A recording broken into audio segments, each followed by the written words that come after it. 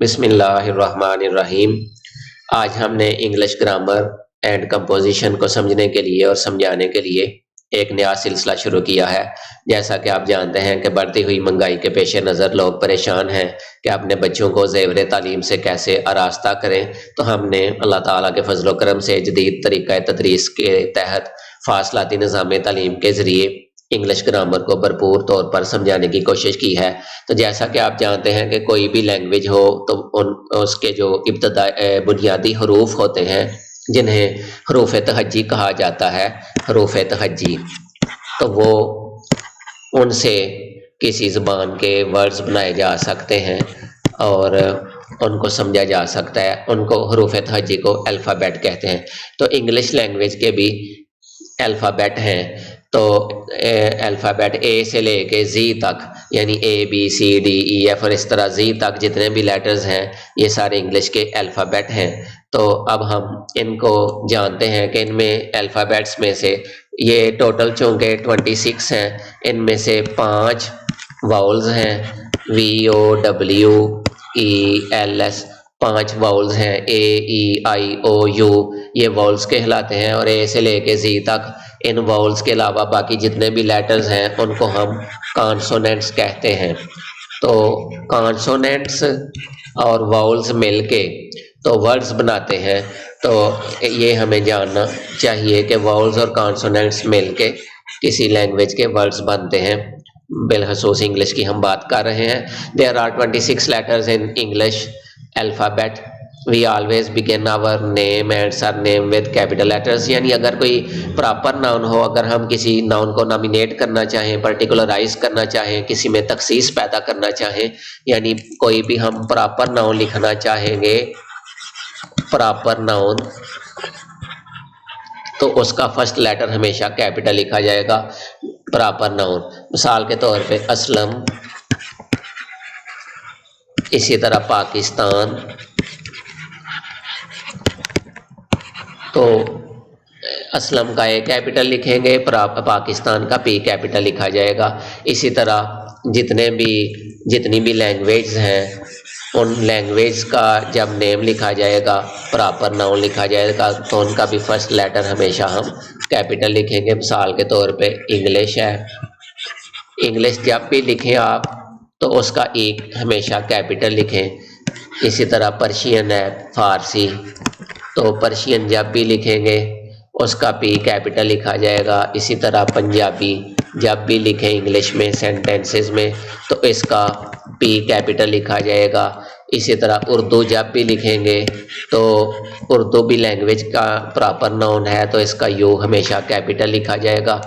यानी जितने भी प्रॉपर नाउन हैं जब उनको इंग्लिश में सेंटेंसेस में लिखा जाए या अकेले ये वर्ड्स लिखे जाएं तो इनका फर्स्ट लेटर, हाँ वो वाउल हो या कॉन्सोनेंट हो, उसको हम कैपिटल लिखते हैं। अब हम चंद एग्जांपल्स और देखते हैं। मिसाल के तौर पे जितने भी हफ्ते के दिनों के नेम हैं, मसलन सैटरडे, संडे, मंडे, इनका भी सैटरडे, इनका भी फर्स्ट लेटर हमेशा कैपिटल लिखेंगे। इस तरह महीने के नाम जितने भी हैं, मसलन जनवरी, फरवरी, मार्च, अप्रैल, मई, जून, जुलाई, तो जुलाई 2023। तो ये आपको जब भी आपने लिखना है तो इनका फर्स्ट लेटर हमेशा कैपिटल लिखना है। और ये जितनी भी गिनती होती है इसको भी कैपिटल फॉर्म में ही लिखा जाता है, ये आपने हमेशा ज़हन में रखना है। तो इनका फर्स्ट लेटर हमने कैपिटल कर दिया है। और ये भी ज़हन में रखेंगे there are 26 letters in English alphabet. English हरूफ तहज्जी में कितने लेटर्स हैं? टोटल 26 हैं।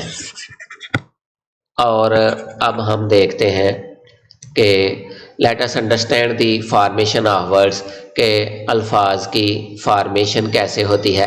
तो इसमें हमने अल्फ़ाबेट्स को अल्फ़ाबेटिकल आर्डर में मुतारफ़ करवाया है कि मसलन जब हम ऑक्सफोर्ड एडवांस्ड लर्नर्स डिक्शनरी देखते हैं, ये डिक्शनरी का नाम भी आप नोट कर लें, ऑक्सफोर्ड एडवांस्ड लर्नर्स डिक्शनरी। तो ये इंग्लिश टू इंग्लिश है, लेकिन ये बड़ी आला डिक्शनरी है। तो इसमें जब भी आप किसी वर्ड को तलाश करना चाहेंगे तो वो अल्फ़ाबेटिकल आर्डर में लिखा जाएगा, यानी ABC की तरतीब में वो वर्ड्स लिखे जाएंगे। पहले वो लेटर्स लिखे जाएंगे जो A से शुरू होते हैं, उसके बाद वो लिखे जाएंगे जो B से शुरू होते हैं, फिर C D E F और इस तरह Z की बारी आएगी।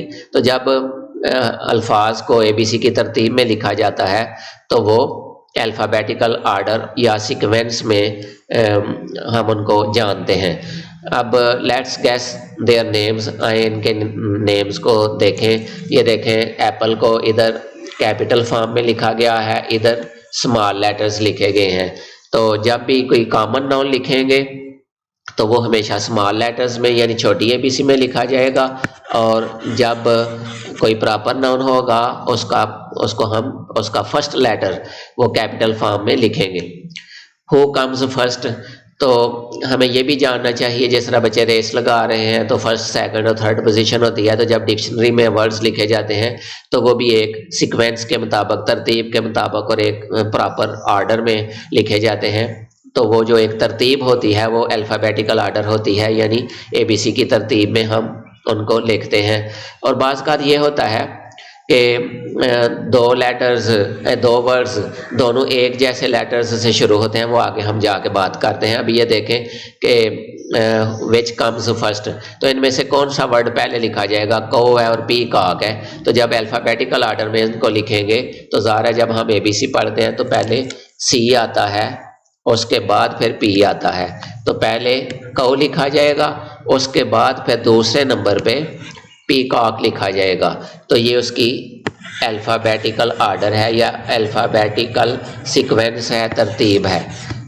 इसी तरह अल्फ़ाबेटिकल आर्डर के बारे में मज़ीद ये जानेंगे, what to do when two words start with the same letter, जब दो अल्फाज एक ही लेटर से शुरू होते हैं तो फिर क्या करना है, किस लफ्ज़ को पहले रखना है, किसको बाद में रखना है। फॉर एग्जांपल फ्रॉग है और फिश है, दोनों F से शुरू हो रहे हैं। ये देखें, फ्रॉग भी F से शुरू हो रहा है और फिश भी F से शुरू हो रहा है। तो फिर हम दूसरे लेटर को देखेंगे, we see the second letter of the word. इनका दूसरा लेटर देखा जाएगा, मसलन इसका दूसरा लेटर R है, इसका दूसरा लेटर I है। तो हम देखेंगे कि दूसरे लेटर को मलहूज़े खातर रखते हुए अल्फ़ाबेटिकल आर्डर या सीक्वेंस में इनको देखा जाएगा और परखा जाएगा। मसलन I पहले आता है तो फिश का वर्ड जो है ये पहले लिखा जाएगा, और R बाद में आता है तो फ्रॉग का लफ्ज़ दूसरे नंबर पर लिखा जाएगा। We see the second letter of the word, the second letter of frog is R, the second letter of fish is I comes before R, therefore fish comes before frog। तो मेरा ख्याल है कि आपको इन sequence की और order की सही समझ आ गई होगी। अब बताएं जी कि विच कम्स फर्स्ट, ये तीन वर्ड्स लिखे गए हैं, टाइगर, एंट और एलिगेटर। इनमें से अगर हम अल्फ़ाबेटिकल आर्डर इनका बनाना चाहें, इनको ABC की तरतीब से लिखना चाहें तो किस वर्ड को पहले लिखेंगे, किसको बाद में? अब देखें, एंड भी ज़ाहिर है ए वाले लेटर को पहले, ए वाले वर्ड को पहले लिखा जाएगा, लेकिन एंड के शुरू में भी ए आ रहा है और एलिगेटर के शुरू में भी ए आ रहा है। तो हम डिक्शनरी में भी और इधर खुद लिखते हुए भी ये देखेंगे कि फर्स्ट लेटर दोनों के एक जैसे हैं, सेम हैं। तो फिर हम नहीं जान सके तो फिर दूसरे लेटर को देखा जाएगा, इसका दूसरा लेटर N है और इसका दूसरा लेटर L है। तो जब हम ABC पढ़ते हैं तो पहले L आता है, तो इसलिए एलिगेटर का वर्ड पहले लिखा जाएगा और उसके बाद एंड का लफ्ज़ लिखा जाएगा और तीसरे नंबर पे टाइगर का लफ्ज़ लिखा जाएगा। तो ये अल्फ़ाबेटिकल आर्डर बन जाएगा इन तीन वर्ड्स का। ठीक है जी। तो अब जी, which comes first, parrot, apple, ant. तो इनमें ये दो वर्ड्स एप्पल और एंट दोनों का फर्स्ट लेटर ए है, यानी एक जैसे हैं, तो हम जान नहीं सके कि किसको पहले लिखेंगे। तो हम दूसरा लेटर देखेंगे, इसका दूसरा लेटर P है, इसका दूसरा लेटर N है। तो ABC जब पढ़ें तो पहले P आता है या N, ये देख के तो फिर उस तरतीब से, ABC की तरतीब से इनको लिखा जाएगा फर्स्ट, सेकंड और थर्ड नंबर पे, और आखिर पे फिर तीसरे नंबर पे पैरट आ जाएगा। Which comes first, lion, boy, alligator. तो ABC जब हम पढ़ते हैं तो पहले A आता है, ये पहले नंबर पे लिखा जाएगा, फिर B वाला वर्ड दूसरे नंबर पे लिखा जाएगा, और फिर लायन L से शुरू होता है, ये तीसरे नंबर पर लिखा जाएगा। तो ये इनकी अल्फ़ाबेटिकल सीक्वेंस बन गई है, तरतीब बन गई है, और डिक्शनरी भी इसी असूल को मद्देनज़र रख के मुरतब की जाती है। अब इनमें से बताएं, काऊ, एप्पल, बॉय, या आपने एक्सरसाइज करनी है कि इनमें से कौन सा वर्ड पहले लिखा जाएगा, कौन सा दूसरे नंबर पे, अब और कौन सा तीसरे नंबर पे। एप्पल फर्स्ट नंबर पे लिखा जाएगा, बॉय दूसरे नंबर पे, और एंड पे काऊ का वर्ड लिखा जाएगा, क्योंकि ये ABC की तरतीब में एप्पल पहले नंबर पर है, बॉय दूसरे नंबर पर है, और काऊ तीसरे नंबर पर लिखा जाएगा। Alphabets, there are 5 special letters in alphabet family. तो there are A, E, I, O, U। These special members are called vowels। तो A, E, I, O, U को vowels कहते हैं, और the other letters are called consonants। तो ये इनमें ये समझाया गया है कि which letters are called vowels and which letters are called consonants। तो A, E, I, O, U को vowels कहते हैं, और A, E, I, O, U के अलावा जितने भी इंग्लिश के लेटर्स हैं, हरूफ हैं, वो कॉन्सोनेंट्स कहलाते हैं। तो जब हम वाउल्स को और कॉन्सोनेंट्स को कंबाइन करते हैं तो वर्ड्स बनते हैं, और वर्ड्स से फिर आगे फ्रेजेस बनती हैं, चंद वर्ड्स मिलके फिर क्लासेस बनती हैं, फिर सेंटेंसेस बनते हैं, फिर सेंटेंसेस की भी आगे किस्में हैं, टाइप्स हैं, फिर उनकी एक्टिव वॉइस और पैसिव वॉइस फॉर्म्स हैं, फिर उनको डायरेक्ट और इनडायरेक्ट में चेंज किया जाता है। फिर आगे हम चल के तरतीब के साथ इंशाअल्लाह इनको भी पढ़ेंगे और सीखेंगे। वाउल्स का आपको पता चल गया कि A, E, I, O और U ये वाउल्स हैं। और इसके अलावा अब इनकी एग्जांपल भी देखें। कैट में A is a vowel, A vowel है, ये दरमियान वाला लेटर, और बॉक्स में O दरमियान में आता है, ये O is a vowel. Dragon में A and O are vowels. Ink में I इज़ अ वाउल, ये जो पहला फर्स्ट लेटर है ये वाउल है। एग में E इज़ अ वाउल, और अंकल में U इज़ अ वाउल। ये जितने लेटर्स हैं ये वाउल्स हैं। तो जब हम फोनीम्स पढ़ेंगे, यानी लेटर्स की साउंड्स को पढ़ेंगे, तो हमें पता होना चाहिए कि there are 44 phonemes, there are 44 phonemes in English language. Phonemes क्या होती हैं? साउंड्स को कहते हैं, जो लेटर्स की साउंड्स होती हैं इनको फोनीम्स कहते हैं। तो कॉन्सोनेंट्स और वाउल्स फोनीम्स में भी, यानी साउंड्स क्रिएट करने में भी बड़ा इम्पॉर्टेंट और सिग्निफिकेंट रोल प्ले करते हैं। अब हम इनको स्टेप वाइज सीखेंगे। अब जी लेट्स फिल दी वाउल्स।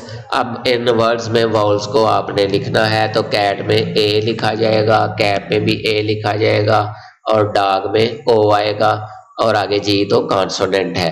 तो A और O इन वर्ड्स में वाउल के तौर पे हमने लिखा है। इसी तरह लेट्स फिल दी वाउल्स, आओ वाउल्स पुर करें। हैन में E आएगा वाउल, फॉक्स में O वाउल आएगा, और नेस्ट में E वाउल आएगा।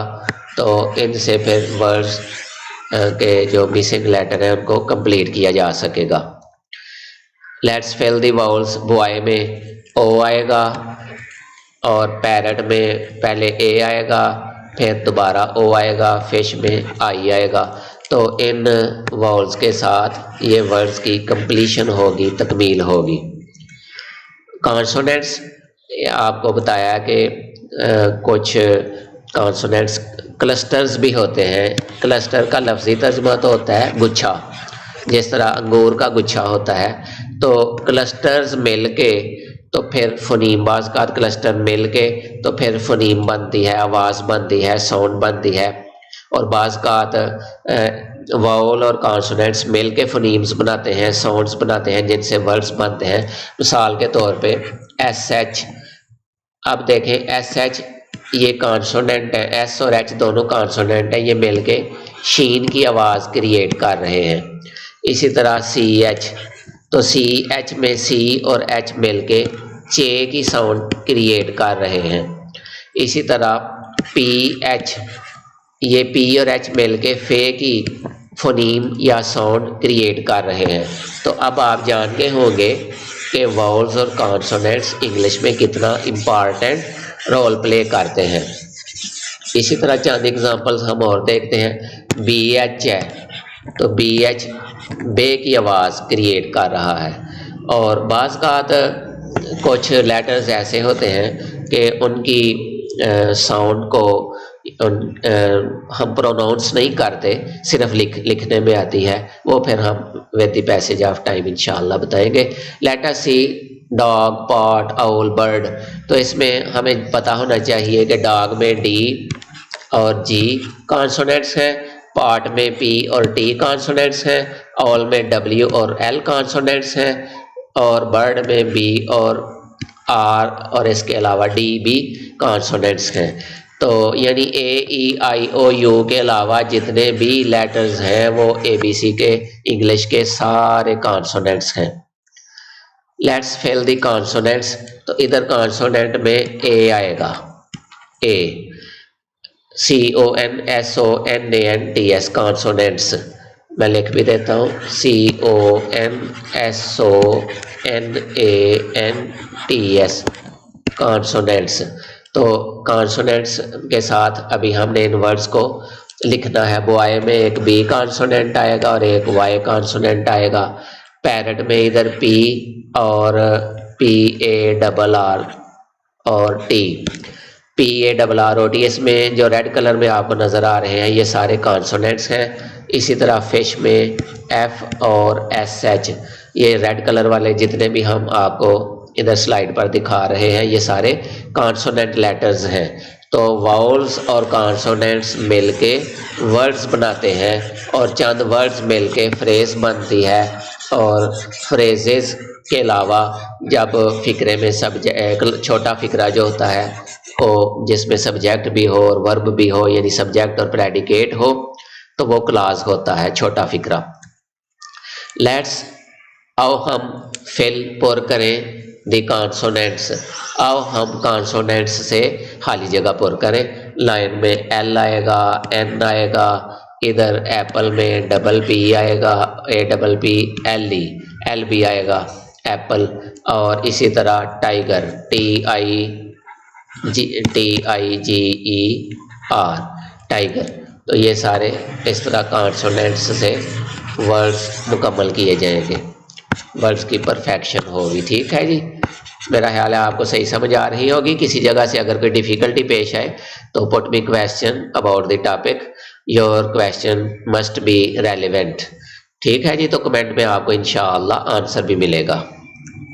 Thanks for watching. अगर आप इंग्लिश ग्रामर और कंपोजिशन को इम्प्रूव करना चाहते हैं तो हमारे चैनल को सब्सक्राइब करें ताकि रेगुलरली आपको न्यू वीडियोस आप तक पहुंच सकें और आप इस्तेफादा कर सकें। लेकिन it is not compulsory. If you really want to improve your knowledge about English grammar and composition, you are invited to subscribe our YouTube channel, but it is your own choice. I hope the best of luck. Thanks very much. Assalamu alaikum wa rahmatullahi wa barakatuhu.